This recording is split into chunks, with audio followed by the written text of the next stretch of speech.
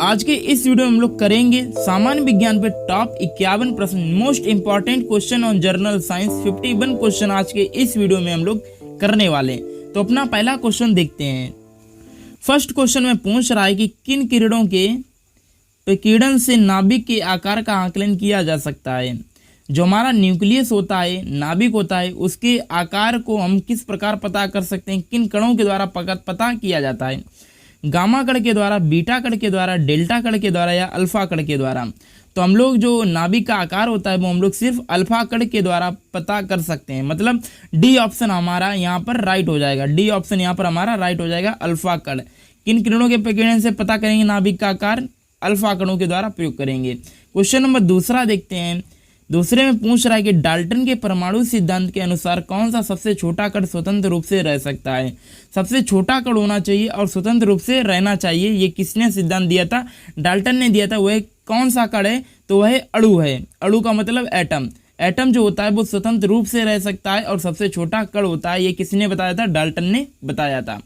Question number 3 देखते हैं। 3 में पूछ रहा है कि इलेक्ट्रॉन की तरंग प्रकृति की खोज सर्वप्रथम किसने की? कि जो इलेक्ट्रॉन होता है वो वेव फॉर्म में भी पाया जाता है। वेव फॉर्म मतलब तरंग में भी पाया जाता है। एक तो पार्टिकल फॉर्म होती है जिसको हम लोग क्या कहते हैं? पदार्थ। पार्टिकल कहते हैं। पार्टिकल का मतलब छोटा से छोटा जो कण होता है उसको पार्टिकल कहते हैं। तो जो इलेक्ट्रॉन होते हैं वो तरंग की प्रकृति में पाए जाते हैं और पार्टिकल नेचर भी शो करते हैं। तो तरंग की प्रकृति की खोज सर्वप्रथम पहले किसने की थी? डी ब्रॉगली ने की, रदरफोर्ड ने की, थॉमसन ने की या लीनियस ने की? तो सर्वप्रथम जो डी ब्रॉगली थे उन्होंने ही किसकी खोज की थी? तरंग प्रकृति की खोज की थी। मतलब क्वेश्चन नंबर 3 का हमारा राइट आंसर हो जाएगा। क्वेश्चन नंबर 3 का राइट आंसर क्या होगा? ए होगा, डी ब्रॉगली। डी ब्रॉगली ने तरंग प्रकृति की खोज की थी। याद करना है, डी ब्रॉगली ने तरंग प्रकृति की खोज की थी। तरंग फॉर्म किसने बताई थी? डी ब्रॉगली ने बताई थी। क्वेश्चन नंबर 4 देखते हैं। 4 में पूछा है कि न्यूट्रॉन की खोज किसने की? न्यूट्रॉन की खोज किसने की? चैडविक ने की, न्यूटन ने की, फैराडे ने की या इनमें से कोई नहीं? तो न्यूट्रॉन की खोज चैडविक ने की। मतलब ऑप्शन नंबर ए हमारा यहाँ पर राइट हो जाएगा। चैडविक मतलब न्यूट्रॉन, न्यूट्रॉन का मतलब Chadwick, Chadwick neutron, neutron Chadwick. देखते हैं क्वेश्चन नंबर 5। क्वेश्चन नंबर 5 में पूछा है कि एक भारतीय वैज्ञानिक जिसका नाम एक विशिष्ट मूल कण के साथ जुड़ा है। मतलब उसने क्या की थी? एक कण की खोज की थी। मतलब इसका राइट आंसर हो जाएगा बोस। हम लोग पढ़ते हैं बोस आइंस्टीन कॉन्डेंसेट। कॉन्डेंसेट का मतलब एक फोर्थ जो स्टेट होती है हमारी, फोर्थ स्टेट ऑफ मैटर, जो हमारी चौथी अवस्था होती है पदार्थ की, उसमें हम लोग नाम लेते हैं बोस का। बोस आइंस्टीन कंडेंसेट, आइंस्टीन के साथ में बोस का भी नाम लिया जाता है। मतलब यहाँ पर हमारा राइट ऑप्शन हो जाएगा ए ऑप्शन। एक भारतीय वैज्ञानिक जिसका नाम एक विशिष्ट मूल कण के साथ जुड़ा है वो कौन है? बोस है, बोस। क्वेश्चन नंबर 6 देखते हैं। 6 में पूछ रहा है खाने पीने की वस्तुओं को पैक करने के लिए किस धातु की पत्रें बनाई जाती हैं? पत्रें का मतलब जो वो बनती हैं, हमारे बर्तन बनते हैं, वो किस के बने होते हैं? जो खाने पीने की वस्तुएं, तो हमारे घर पे ज़्यादातर किसके वस्तुएं होती हैं? एल्यूमिनियम के। हम लोग क्या देखते हैं? ज़्यादातर हमारे पास बर्तन होते हैं, हमारे घरों में बर्तन किसके होते हैं? एल्यूमिनियम के होते हैं। तो आपका राइट आंसर हो जाएगा एल्यूमिनियम। क्वेश्चन नंबर 7 देखते हैं। 7 में पूछा है कि निम्नलिखित में से कौन सा कुचालक है? कुचालक का मतलब जिसमें बत्ती फ्लो नहीं करती है, बिजली जिसमें फ्लो नहीं करती है। मतलब इंसुलेटर कौन है? इंसुलेटर कौन है? हीरा है, चांदी है, एल्यूमिनियम है या ग्रेफाइट है? तो ग्रेफाइट में भी हमारे बत्ती फ्लो कर जाती क्योंकि इसमें एक इलेक्ट्रॉन होता है। तो ये जो हीरा है, हीरा किसका बना हुआ होता है? कार्बन का बना हुआ होता है। और यह एक क्या होता है? इंसुलेटर होता है। इंसुलेटर का मतलब कुचालक होता है। तो इन निम्नलिखित में से कौन सा कुचालक है? हीरा। हीरा हमारा क्या हो जाएगा? सही आंसर हो जाएगा। तो A option is the right answer. Question number 8 देखते हैं। 8 में पूछ रहा है कि सूर्य की किन किरणों में तापीय प्रवाह होता है? मतलब किन किरणों से हम लोग जो टेम्परेचर होता है उसका फ्लो हो सकता है, तापीय प्रवाह हो सकता है। मतलब जो ताप होता है वो जा सकता है, एक स्थान से दूसरे स्थान पर पहुंच जाएगा, एक स्थान से दूसरे स्थान पर पहुंच जाएगा। किन किरणों में पहुंच जाएगा? वायलेट में पहुंच जाएगा, इंफ्रारेड, आ और बा दोनों या इनमें से कोई नहीं? तो इसका राइट आंसर हो जाएगा इंफ्रारेड। इंफ्रारेड ऐसी किरणें होती हैं जिसमें टेम्परेचर फ्लो हो जाता है, टेम्परेचर एक जगह से दूसरी जगह पहुंच जाता है, मतलब तापीय प्रवाह हो जाता है। ऑप्शन नंबर 8 का राइट आंसर हो जाएगा बी, इंफ्रारेड किरणों में तापीय प्रवाह होता है। क्वेश्चन नंबर 9 देखते हैं। 9 में पूछ रहा है कि निम्नलिखित में से कौन सी क्रिया गैल्वेनाइजेशन कहलाता है। गैल्वेनाइजेशन का मतलब क्या होता है? जिंक पर शीशे की परत चढ़ाना, जिंक पर लोहे की परत चढ़ाना, शीशे पर लोहे की परत चढ़ाना या लोहे पर जिंक की परत चढ़ाना। तो इसका राइट आंसर हो जाएगा गैल्वेनाइजेशन क्या होता है? लोहे पर जिंक की परत चढ़ाना। आपको डायरेक्टली याद करना है कि गैल्वेनाइजेशन, व्हाट इज गैल्वेनाइजेशन? तो लोहे पर जिंक की परत चढ़ा देना क्या कहलाता है? गैल्वेनाइजेशन कहलाता है। क्वेश्चन नंबर 10 देखते हैं। तारे का रंग किसका सूचक होता है? मतलब जो स्टार्स होते हैं हमारे, वह किसका सूचक करते हैं? सूर्य से उसकी दूरी का, उसके ताप का, उसकी ज्योति का, पृथ्वी से उसकी दूरी का। हम लोग जब रात में तारे देखते हैं तो जो ज़्यादा चमकता है तो मतलब उसके पास क्या होगा? ज़्यादा रोशनी होगी। ज़्यादा रोशनी होगी मतलब उसके पास टेम्परेचर ज़्यादा होगा। जो ज़्यादा चमकेगा मतलब ज़्यादा टेम्परेचर का मतलब option number B is the right answer. तारे का रंग किसका सूचक होता है? उसके ताप का होता है। ताप से ही हम लोग, जो ज़्यादा चमकेगा मतलब ज़्यादा रोशनी है तो उसका ताप भी क्या होगा? ज़्यादा हो जाएगा। क्वेश्चन नंबर 11 देखते हैं। 11 पूछ रहा है कि निम्नलिखित में से कौन सा पानी का शुद्धतम रूप है? प्योरेस्ट फॉर्म कौन सी है वाटर की? तो पानी का शुद्धतम रूप क्या होता है? नदी का पानी, उसमें मिट्टी मिल जाती है तो नहीं होगा। चूने का पानी, उसमें चूने मिल गया तो अशुद्ध हो गया। वर्षा का पानी, ये हमारा सही आंसर है। वर्षा का पानी जब तक वह हमारी जमीन को नहीं मतलब टच कर लेता है तब तक वह शुद्ध रहता है। अगर हम इसको अच्छी जो जगह पर स्टोर करें तो यह शुद्ध रूप में रहेगा। मतलब वर्षा का पानी हमारा शुद्धतम रूप में पाया जाता है। मतलब इसका सी ऑप्शन हमारा राइट हो जाएगा। क्वेश्चन नंबर 12 देखते हैं। 12 में पूछ रहा है कि निम्नलिखित में से कौन सा ग्रह नहीं है? कौन सा ग्रह नहीं है? पृथ्वी एक ग्रह है, शुक्र एक ग्रह है, बृहस्पति एक ग्रह है, सूर्य एक ग्रह नहीं है। सूर्य क्या है? एक तारा है, तारा। तो क्वेश्चन नंबर 13 देखते हैं। 13 में पूछ रहा है इनमें से बॉक्साइट में से क्या निकलता है? बॉक्साइट क्या है? बॉक्साइट क्या है? एक ओर है, ओर है। इसमें मतलब 3-4 प्रकार के मिनरल्स मिले हुए होते हैं। तो बॉक्साइट क्या है? एक अशुद्ध पदार्थ है। इसके अंदर से हम लोग एल्यूमिनियम निकाल लेते हैं। मतलब इसका राइट आंसर क्या हो जाएगा? एल्यूमिनियम। बॉक्साइट से क्या निकाला जाता है? एल्यूमिनियम निकाला जाता है। क्वेश्चन आएगा बॉक्साइट से क्या निकलता है? एल्यूमिनियम निकलता है भाई लोग, एल्यूमिनियम। क्वेश्चन नंबर 14 देखते हैं। 14 देखते हैं। पर्यावरण के अंतर्गत निम्न में से क्या सम्मिलित है? पर्यावरण में क्या क्या आ जाता है? वायुमंडल आती है भाई, जलमंडल आ जाती है, स्थल मंडल, इस पे हम लोग रहते हैं। मतलब उपयुक्त सभी हमारा राइट आंसर हो जाएगा क्वेश्चन नंबर 14 का।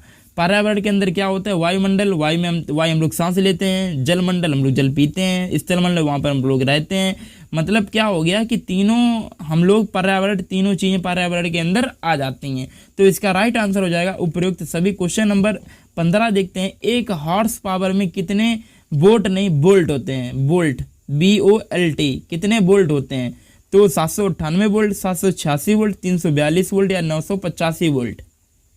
तो एक हॉर्स पावर में 786 वोल्ट होते हैं। कितने होते हैं? 786 वोल्ट होते हैं। आपको याद रखना है, डायरेक्ट माइंड में अपने फिट करिए। 786 वोल्ट बराबर एक हॉर्स पावर। एक हॉर्स पावर बराबर 786 वोल्ट, 786 वोल्ट। क्वेश्चन नंबर 16 देखते हैं। 16 में पूछ रहा है माचिस की तीली पर किसका मसाला लगा होता है? सबसे सस्ता क्वेश्चन है। फास्फोरस लगा होता है, फास्फोरस लगा होता है। क्वेश्चन नंबर 17 देखते हैं। 17 में पूछ रहा है कार्बन का अधिकतम प्रतिशत किसमें होता है? मतलब सबसे ज़्यादा कार्बन किसमें पाया जाता है? एंथ्रासाइड में पाया जाता है, लिग्नाइट में पाया जाता है, पीट में पाया जाता है या बिटुमिनस में पाया जाता है? इसका क्वेश्चन ही गलत लिखा है। ये पूछना चाहिए था इस क्वेश्चन में कि कोयले का अच्छा रूप कौन सा होता है? मतलब अच्छा कोयला किसे माना जाता है? तो अच्छा कोयला किसे माना जाता है? एंथ्रासाइड को सबसे अच्छा कोयला माना जाता है। अच्छा कोयला है मतलब सबसे अच्छा ज़्यादा कार्बन उसी में प्रेजेंट होगा। सबसे ज़्यादा कार्बन का अधिक प्रतिशत किस में पाया जाता है? एंथ्रासाइड में पाया जाता है। यही क्वेश्चन आप किसके लिए कर सकते हैं? कोयले के लिए। कार्बन को हटाकर कोयला लिख दीजिए, क्वेश्चन सेम रहेगा, आंसर भी सेम रहेगा, एंथ्रासाइड। क्वेश्चन नंबर 18 देखते हैं। 18 में पूछ रहा है ग्रीन हाउस इफेक्ट के लिए कौन सी गैस प्रभावी है? नाइट्रोजन है, कार्बन मोनोऑक्साइड है, कार्बन डाइऑक्साइड या ऑक्सीजन है? तो इसका राइट आंसर हो जाएगा ग्रीन हाउस इफेक्ट के लिए कार्बन डाइऑक्साइड गैस हमारी प्रभावी होती है। आंसर नंबर सी हमारा सही आंसर है। क्वेश्चन नंबर 19 देखते हैं। 19 में पूछ रहा है ऊर्जा का स्रोत के अधिकतम प्रभावी कौन सा है? मतलब सबसे ज़्यादा ऊर्जा हम लोगों को कहाँ से मिल सकती है? पौधे से मिल सकती है, सूर्य से, लकड़ी से या पेट्रोलियम से? तो ऊर्जा का सबसे प्रभावी स्रोत होता है सूर्य, क्योंकि सूर्य से हम लोगों को क्या मिलती है, अनलिमिटेड ऊर्जा मिल जाती है। जितनी भी आपको ऊर्जा चाहिए वो सूर्य से आपको मिल जाएगी। सोलर पैनल का आजकल हम लोग उपयोग कर रहे हैं ऊर्जा लेने के लिए, और सूर्य में इनफाइनाइट ऊर्जा है, जितनी भी आपको चाहिए। तो इसलिए क्या है, ये अधिकतम प्रभावी स्रोत कौन सा ऊर्जा का, सूर्य है। क्वेश्चन नंबर 20 देखते हैं। 20 में क्या पूछ रहा है, 20 में पूछा है कि पृथ्वी को कौन से परत सूर्य की अल्ट्रावायलेट किरणों से बचाती है। मतलब पृथ्वी की कौन सी परत सूर्य की जो अल्ट्रावायलेट रेज होती हैं उनसे कौन सी परत बचाती है, ओजोन परत, ऑक्सीजन परत, कार्बन डाइऑक्साइड की परत या नाइट्रोजन परत। तो हम लोगों को कौन सी परत बचाती है अल्ट्रावायलेट रेज से, ओजोन की परत बचाती है। मतलब ऑप्शन नंबर ए हमारा राइट हो जाएगा। जो अल्ट्रावायलेट किरणें होती हैं उससे हम लोगों को कौन बचाता है, ओजोन परत। क्वेश्चन नंबर देखते हैं 21 में क्या पूछ रहा है, 21 में पूछ रहा है कि बैटरी में किस तरह का ऊर्जा का परिवर्तन होता है। जो हमारी बैटरियां होती हैं उसमें किस प्रकार की ऊर्जा का परिवर्तन होता है, क्योंकि बैटरी जो होती है उसके अंदर क्या भरी होती है, रसायन होते हैं, केमिकल्स होते हैं, तेजाब होता है। तेजाब क्या है, एक रसायन है, और तेजाब से हम लोगों को क्या मिल जाती है, बत्ती मिल जाती है, बिजली मिल जाती है। मतलब रासायनिक ऊर्जा से विद्युत ऊर्जा में क्या होता है, कन्वर्जन होता है। बैटरी के अंदर जो परिवर्तन होता है वो रासायनिक ऊर्जा से विद्युत ऊर्जा की तरफ परिवर्तन होता है। मतलब ऑप्शन नंबर सी हमारा राइट हो जाएगा। बैटरी में किस तरीके का ऊर्जा परिवर्तन होता है, रासायनिक ऊर्जा से विद्युत ऊर्जा। क्वेश्चन नंबर 22 देखते हैं। 22 में पूछ रहा है कि इनमें से कौन सा तत्व मानव शरीर के विकास के लिए अत्यंत आवश्यक है, विटामिन, वसा, कार्बोहाइड्रेट, प्रोटीन। तो होती तो चारों चीजें हैं हम लोगों के लिए इंपॉर्टेंट, पर सबसे ज्यादा अगर महत्वपूर्ण विकास की बात की जाए तो वो आएगा विटामिन हम लोगों को सबसे ज्यादा जरूरत पड़ती हैं। क्वेश्चन नंबर 23 देखते हैं। 23 में क्या है, इनमें से कौन सी मिश्रित धातु चुंबक बनाने के लिए प्रयोग में लाई जाती है। मतलब वो है क्या है, एक मिश्रित धातु है, मिक्सचर है एलिमेंट का। मिश्रित धातु कौन सी है इसमें से जिससे हम लोग चुंबक बना सकते हैं। चुंबक सोल्डर, ब्रांज से, एलिनिको से, या इनमें से कोई नहीं। तो जो चुंबक बनाई जाती है वो एलिनिको से बनाई जाती है। एलिनिको का मतलब ऑप्शन नंबर सी। तो 23 का ऑप्शन नंबर सी राइट हो जाएगा। एलिनिको से क्या बनती है, चुंबक बनती है। याद कर लेना, आपको डायरेक्ट माइंड में फिट करिए, एलिनिको चुंबक। चुंबक से क्या, किससे बनती है, एलिनिको से बनती है। एलिनिको से चुंबक बनती है। इसके बाद 4-5 मन में रिपीट करेंगे ना तो याद हो जाएगा। क्वेश्चन नंबर 24 देखते हैं। 24 में क्या पूछ रहा है, इनमें से कौन सा जैविक रूप से नष्ट नहीं होता है। मतलब ऑर्गेनिक तरीके से कौन सा नष्ट नहीं होता, ऑर्गेनिक तरीके से कौन सा नष्ट नहीं होता है। जैविक रूप से नष्ट नहीं होएगा, मतलब चमड़ा नष्ट नहीं होता है, साबुन नष्ट नहीं होता, शीशा नहीं होता, या इनमें से कोई नहीं। तो चमड़ा अगर आप जमीन में पड़ा रहने देंगे, दबा देंगे तो 1, 2, 4, 5 साल बाद चमड़ा नष्ट हो जाएगा। साबुन गल जाता है, शीशा हाँ अगर कांच आप दबा देंगे तो वैसी की वैसी ही रहेगी। मतलब शीशा हमारा जैविक रूप से नष्ट नहीं हो सकता है। इसको क्या करेंगे, केमिकल रूप से हम लोग नष्ट कर सकते हैं, रासायनिक तरीके से इसको हम लोग नष्ट कर सकते हैं, बट जैविक रूप से नष्ट नहीं होगी। तो इसका क्वेश्चन नंबर 25 देखते हैं। 25 में क्या पूछा है कि प्राणियों के वैज्ञानिक नाम लिखने के लिए किस भाषा का उपयोग किया जाता है। जब हम लोग किसी भी ऑर्गेनिज्म का, प्राणियों का वैज्ञानिक नाम लिखते हैं, साइंटिफिक नेम लिखते हैं, तो कौन सी भाषा का उपयोग हम करते हैं, अंग्रेजी का, लैटिन का, फ्रेंच का, या डच का। तो हम लोग पढ़ते हैं अपनी बायोलॉजी जो होती है हमारी जीव विज्ञान में, हम लोग ज़्यादातर किसका उपयोग करते रहते हैं कि जब भी देखेंगे तो लैटिन शब्द जाना यूज होता है। मतलब आपको ऐसे याद रख लेना है भाई लोग कि हम लोग जब नाम रखते हैं वैज्ञानिकों के, मतलब प्राणियों के, तो लैटिन भाषा का उपयोग करते हैं। मतलब इसका ऑप्शन नंबर भी हमारा राइट हो जाएगा। क्वेश्चन नंबर 26 देखते हैं। 26 में क्या पूछ रहा है कि इनमें से कौन सा जीव रेप्टाइल है। रेप्टाइल आप ऐसे समझिए कि जो लोग रेंगते हैं, जो रेंगेंगे उन्हीं को हम लोग रेप्टाइल कहते हैं। अपनी देसी भाषा में रेंगेंगे रेप्टाइल कहलाएंगे। गेंडा रेंगता नहीं है भाई, चलता है। कंगारू रेंगते नहीं, चलते हैं। हाथी रेंगते नहीं, चलते हैं। छिपकली क्या करती है, रेंगती है। तो मतलब ये क्या हो जाएगा, रेप्टाइल हो जाएगा। रेप्टाइल का मतलब रेंगना। तो इसका ऑप्शन नंबर डी राइट हो जाएगा। 26 का डी ऑप्शन राइट हो जाएगा। क्वेश्चन नंबर देखते हैं 27। 27 में क्या पूछेगा, इनमें से कौन सा फल विटामिन सी का सबसे अच्छा स्रोत होता है। जब भी आपको क्वेश्चन में विटामिन सी मिल जाए तो आप ऐसे समझिए उसका किससे संबंध है, खट्टा से उसका संबंध है। जितना ज़्यादा खट्टा होगा उतना ज़्यादा विटामिन सी होगा। अब आप ऑप्शन की तरफ चलिए। ऑप्शन में क्या पूछ रहा है, आंवला, संतरा, माल्टा या मौसमी। चारों चीजें खट्टी होती हैं, मतलब विटामिन सी सब में है, पर क्वेश्चन पूछ रहा है कि सबसे अच्छा कौन सा है, तो सबसे ज्यादा खट्टापन कौन देगा, आंवला। तो इसका ऑप्शन नंबर ए राइट हो जाएगा, आंवला हमारा राइट आंसर है। आंवला में सबसे ज्यादा विटामिन सी पाई जाती है।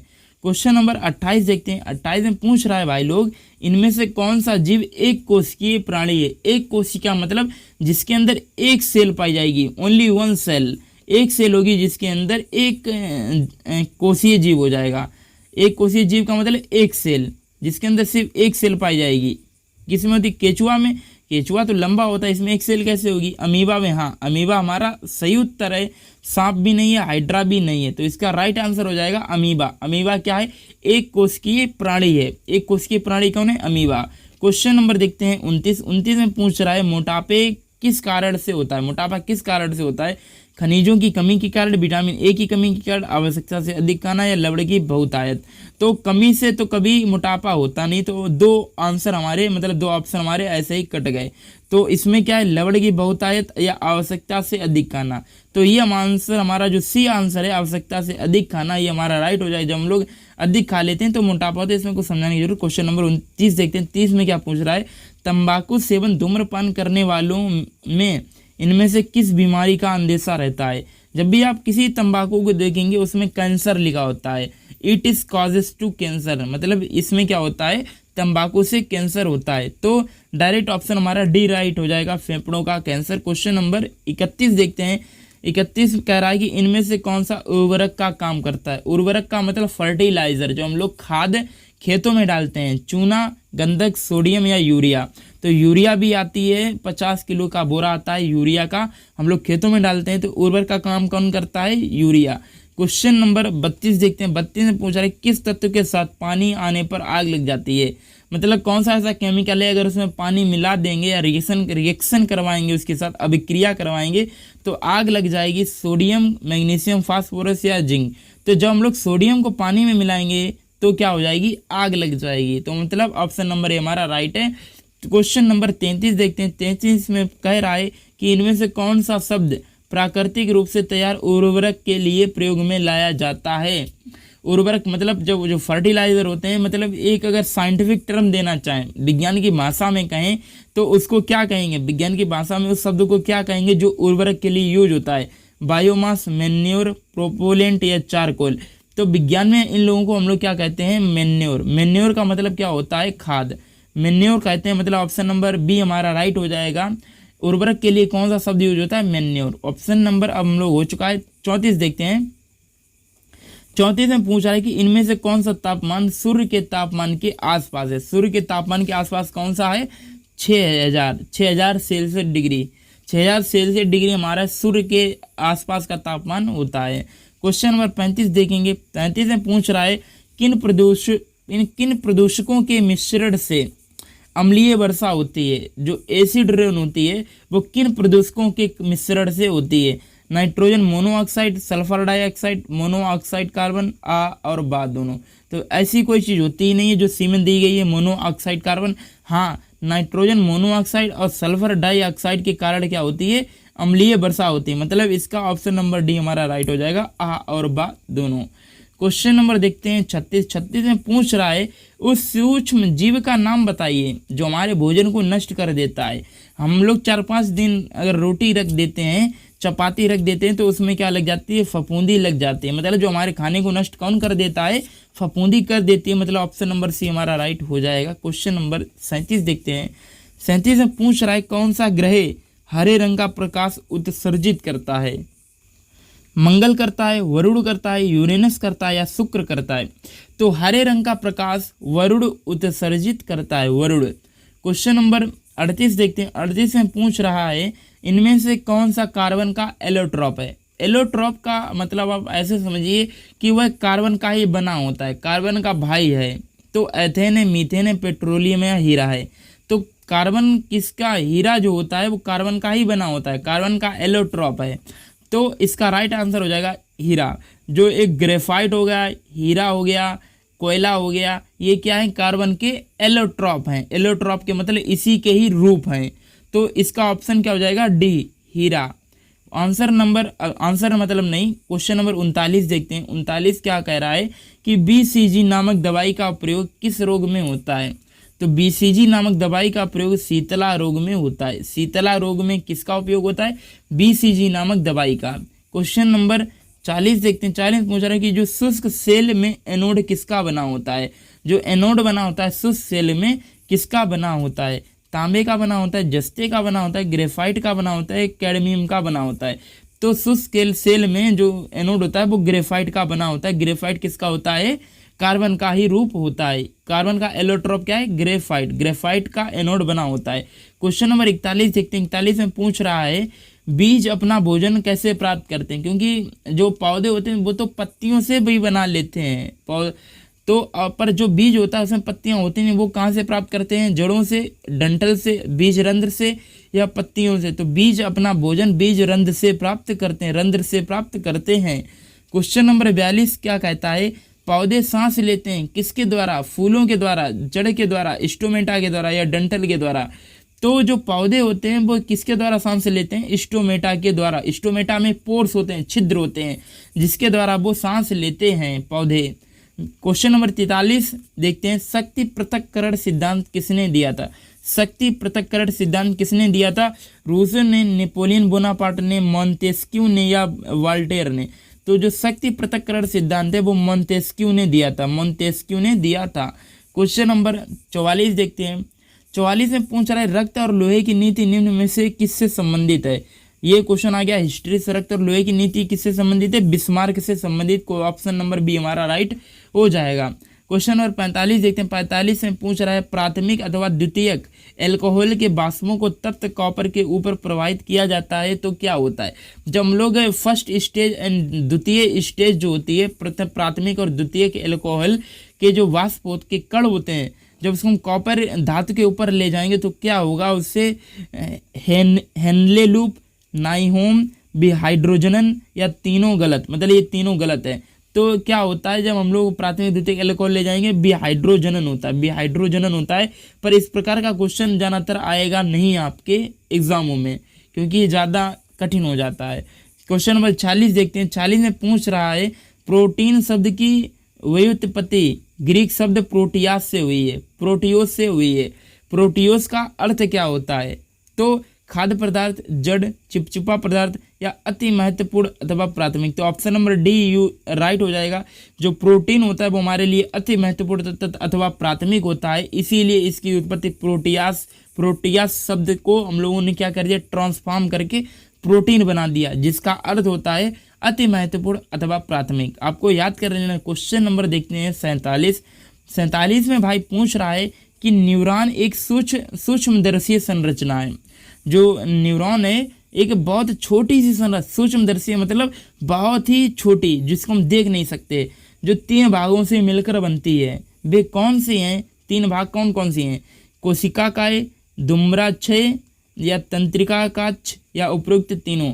तो उपयुक्त तीनों हमारा राइट आंसर हो जाएगा। कोशिकाएं भी होती है, दुम्राक्षय भी होती, तंत्रिकाक्ष भी होती है। क्वेश्चन नंबर 48 देखते हैं। 48 में पूछ रहा है किस प्रोटीन का उपयोग परासरणी संतुलन के लिए होता है? सूल का, केलिकस का, एल्बुमिन का या कोरोला का।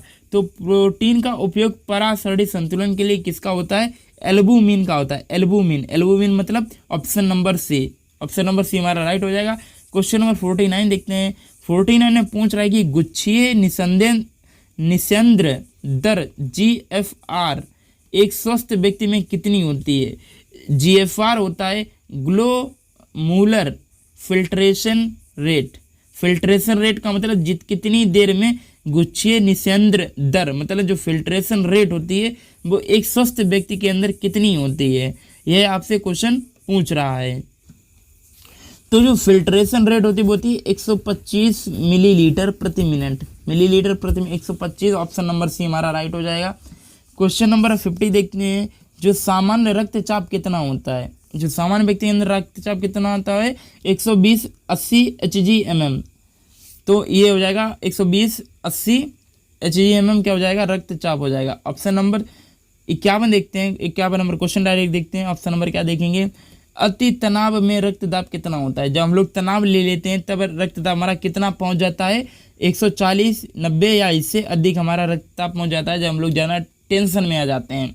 तो यहाँ पर हमारे 51 क्वेश्चन कंप्लीट होते हैं, जिसमें से एक क्वेश्चन हमारा क्या था, जाना हार्ड था, और 50 सिंपल थे, क्योंकि सिंपल ही क्वेश्चन विज्ञान में पूछे जाते हैं, आपको रिएक्शन करनी नहीं दी जाएगी, तो इतना कठिन क्वेश्चन पूछा जाएगा। तो हम लोग यहाँ पर 51 क्वेश्चन हम लोगों ने कंप्लीट कर लिए हैं, और इसकी ही सामान्य विज्ञान की अगली 51 क्वेश्चन की सीरीज इस वीडियो के नीचे आपको लिंक मिल जाएगी, आप वहाँ पर जाकर चेकआउट कर सकते हैं। और जितने भी हम लोगों ने हिस्ट्री के क्वेश्चन या देखें विटामिन के ऊपर भी हम लोगों ने एक पूरा वीडियो बनाया है, वार के ऊपर, युद्ध जो महत्वपूर्ण युद्ध होते हैं, पर्सनालिटीज़ हैं, पुस्तकें हैं, सभी पे वीडियो इसी फॉर्म में बने हुए हैं, आप वहाँ उनको भी एक बार देख सकते हैं। और इस प्रकार की आपको लैंग्वेज में मिलेगी, मतलब आपको एकदम क्रिस्टल क्लियर वॉइस मिलेगी, जो वीडियो क्वालिटी होगी वो भी अच्छी मिलेगी। तो यहाँ पर हम लोग करते हैं अपना वीडियो एंड, मिलते हैं अगले वीडियो में, बाय बाय, धन्यवाद।